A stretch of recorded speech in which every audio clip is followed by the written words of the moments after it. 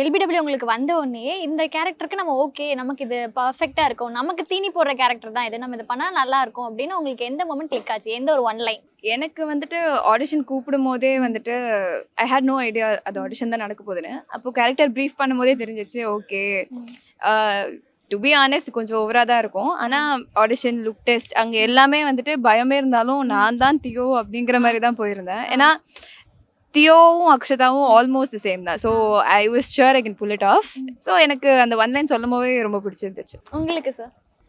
First தியோ அவங்கள பற்றி சொல்லிடுறேன். ஏன்னா அவங்களோட ப்ரொஃபைல் அதுக்கப்புறம் தான் நான் வந்து பார்த்தேன். லைக் அதுக்கப்புறம் அவங்க பார்த்ததுக்கப்புறம் தான் வந்துட்டு ஸோ இந்த கேரக்டர் இவங்க பண்ணால் தான் ரொம்ப ஆப்டாக இருக்கும் அப்படிங்கிற மாதிரி தான். இல்லை சீரியஸாக அந்த இல்லை நான் அவங்ககிட்ட இல்லை நான் இப்போ தான் சொல்கிறேன். ஏன்னா அவங்க இந்த கேரக்டர் வந்துட்டு ரொம்ப அதிகமாக பேசும்.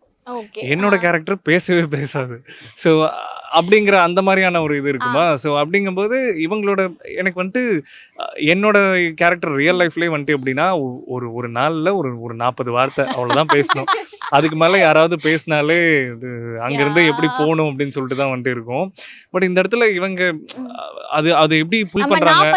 ஆமாம் சீரியஸாக ஆமாம் நான் தியோவாக இருந்திருந்தேன் அப்படின்னா வந்துட்டு கண்டிப்பாக இவ்வளோ என்னால் பேசுறதுக்கு முடியுமான்னு வந்துட்டு தெரியல.